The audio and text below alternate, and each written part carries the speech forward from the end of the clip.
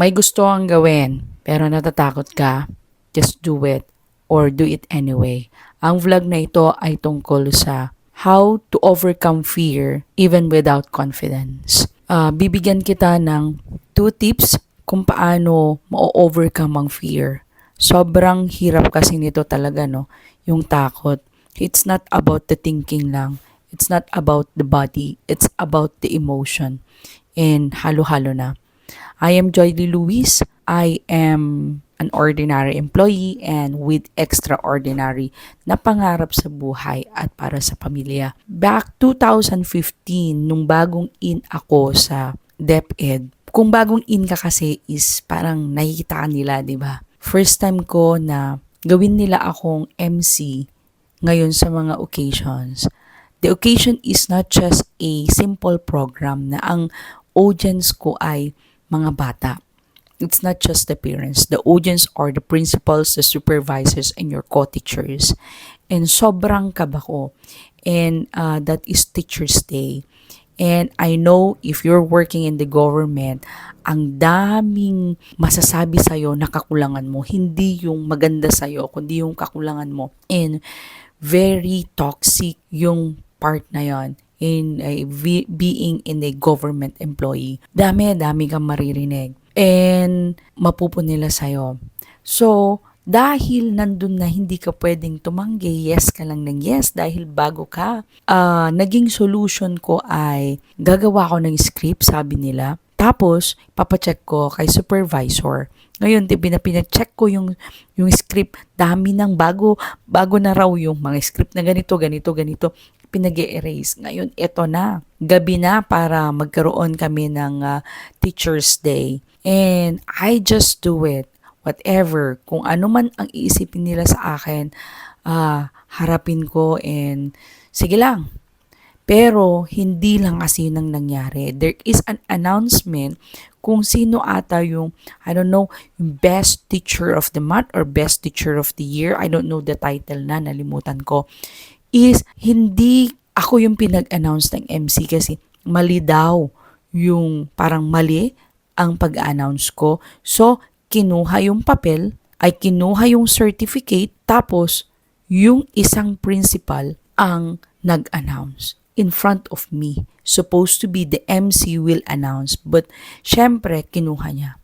Dagdag ulit yon sa akin. Hindi lang fear ang nararamdaman ko, but then a little bit parang pahiya para sa part ko. Pero anyway, I take it. And the transformation with that is, inulit pa nila akong kinuhang naging MC pa ulit. Hanggang sa pumasok ako sa DepEd na hindi marunong magsalita in front of people, pero pinaghawak nila ako ng mic until naging confident ako sa paghawak ng mic sa pag-MC. That is nagagawa ng fear. That's the power of that. Tip ko is, accept who you are. Kasi sino ba namang tatanggap sa'yo?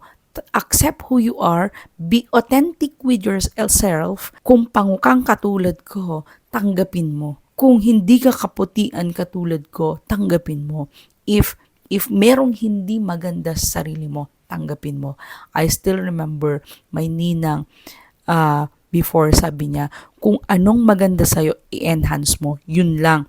Kung anong maganda sa'yo, i-enhance mo. Hindi na yung pangit sa'yo. Para to overcome your fear. Ngayon, kung be authentic, kung maitim ka, kung hindi makamagaling, accept mo. Because that's the starting point na mag-i-improve ka para hindi ka maging negative sa sarili mo. The more kasi na nagiging negative ka, na parang, ay, hindi ko kaya, hindi po pwede, marami pa akong kulang. Kung nakikita mo yung kakulangan, hindi ka talaga mag-move. Kasi hindi ka talaga magiging confident sa gagawin mo. Ngayon, ang pwede mo lang gawin is do it anyway. Number 2 is do it anyway. Kahit natakot ka. Ibig sabihin, kasi ang ginagawa ng utak lang natin is minsan talaga for survival. Ayaw niya nang natatakot ka, natetreten ka, inalalayo ka niya doon, at ayaw niya na o-overload ka ng trabaho. That's the thing, yung mind natin for survival. Kaya, kailangan mo yan labanan para after nun, magkakaroon ka ng confidence. So what you're going to do na pwede mong take action is that along the way, you improve. Along the way, you learn.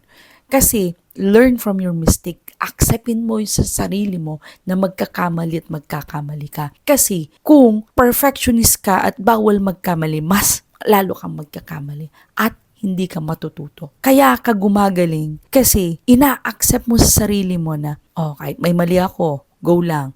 Kahit na magkamali ako dito sa business ko na to, okay lang. Magkamali ako sa career path na to, okay lang. Meron naman version 1, version 2. Ano ngayon? Kasi natatakot ka na ma-judge.